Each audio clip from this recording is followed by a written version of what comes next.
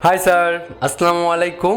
ফেসবুকে ইদানিং log in করলেই আমাদের টাইম লাইনে অন্যদের পোস্টার বা আর্ট করা ছবি দেখতে পাই। আবার অনেকে তার পোস্টে লেখে, কুদ্দুস ভাই আপনাকে ধন্যবাদ আমাকে এত সুন্দর একটা পিক দেওয়ার জন্য। আবার অনেক সেলিব্রিটি পিকগুলো পোস্ট করে লেখে, আমার ফ্যান আমাকে পিকটা পাঠিয়েছে। এখন কথা হচ্ছে, তাদেরকে তো অন্যজন পাঠাচ্ছে আর আপনাকে তো কেউ পাঠাচ্ছে না, আর আপনি এতটা এডিটও করতে পারেন না। সেক্ষেত্রে আপনি এমন পিক তৈরি করবেন কিভাবে?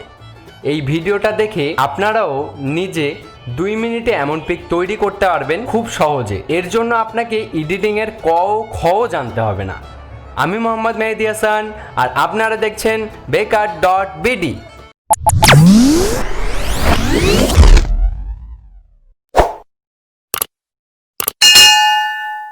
তো এটার জন্য আপনাকে প্রথমে কম্পিউটারের ব্রাউজারটা ওপেন করতে হবে, তারপরে এখানে লিখতে হবে photolab.me। এটা আমি ডিসক্রিপশনে দিয়ে দিব। ডিসক্রিপশনে ওইখানে ক্লিক করলে আপনারা ডাইরেক্ট ঢুকে যেতে পারবেন ফটোল্যাবের ভিতরে। তো এখানে আসার পরে দেখেন এখানে বলছে, তো এটা আমরা I am okay with this এটা করে দিব। তারপরে দেখেন এখানে দেখতে পারতেছেন আপনারা, এখানে আপনার যেটা পছন্দ ওই ছবিটা আপনারা এডিট করতে পারবেন। সাপোজ আমি এটা এডিট করতে যাচ্ছি, তো এটাতে ক্লিক করব। করার পরে এখানে দেখেন লেখছে অ্যাপ্লাই টু ইয়োর ফটো, মানে আপনার ছবিটা অ্যাপ্লাই করতে বলতেছে। তো এখানে ক্লিক করব। করার পরে সাপোজ আমি এটা অ্যাপ্লাই করব, এটাতে করে দিলাম। দেখেন আপলোড হয়ে যাচ্ছে। এখানে আর আপনাকে কিছুই করতে হবে না। এর আগে আমি একটা কথা বলে রাখি, আপনি যদি আমার চ্যানেলে নতুন হয়ে থাকেন তাহলে সাবস্ক্রাইব বাটনটাতে একটা টোকা দিয়ে পাশে থাকা বেল আইকনটাকে একটু কাতুকুতু দিয়ে আমাকে জানাই দিন। আর আপনি যদি অলরেডি সাবস্ক্রাইব করে থাকেন তাহলে আসেন কোলাকুলি করি। চাইলে যে এরকম করতে পারবেন, তারপরে এই ফ্রেম করতে পারবেন। এখানে 3টা ফ্রেম দেওয়া আছে আর এই 3টা ফ্রেম দেওয়া আছে। আপনি চাইলে ছবিটাকে জুম করতে পারবেন, আবার জুম আউট করতে পারবেন এইখান থেকে। এইগুলো আপনারা করে নেবেন। তো আমি চাচ্ছি যে হালকা একটু জুম করি, তো জুম করে এই যে উপরে নিচে করতে পারবো, করে নিলাম। তারপরে এখানে কন্টিনিউয়ে ক্লিক করব, কন্টিনিউয়ে ক্লিক করে দিলাম। তো হওয়ার জন্য একটু হয়তো বা সময় নেবে। তো দেখেন হয়ে গেছে।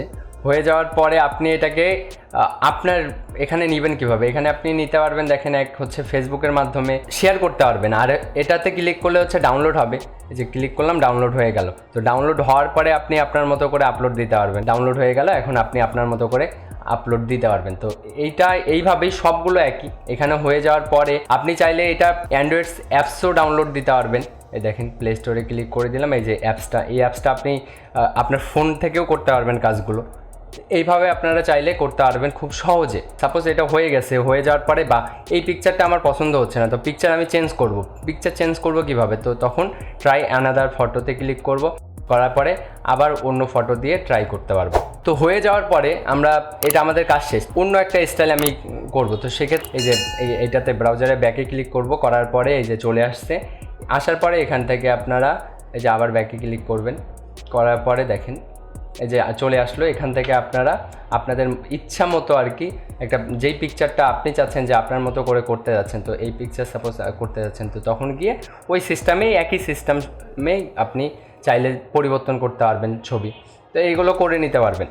এখানে আরেকটা কথা বলে রাখি, এই অ্যাপসটা যতটা মনে হচ্ছে আপনার কাছে ভালো যে আপনি খুব সহজে করতে পারবেন কাজ, কিন্তু এখানে আরেকটা জিনিসের ব্যাপার আছে, যেটা হচ্ছে আপনার প্রাইভেসিটা কিন্তু অনেকটাই এখানে বন্দি হয়ে যাচ্ছে।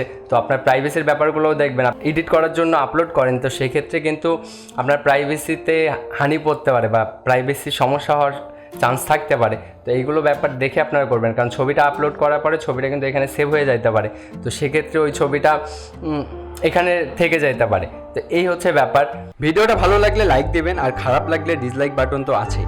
আপনাদের যদি কোথাও বুঝতে সমস্যা হয় তাহলে Bekar.BDর ফেসবুক পেজে বা এই ভিডিওর কমেন্টে জানাই দিবেন। ফেসবুক পেজের লিঙ্ক ডিসক্রিপশনে পেয়ে যাবেন। ভালো থাকবেন, আল্লাহ হাফেজ।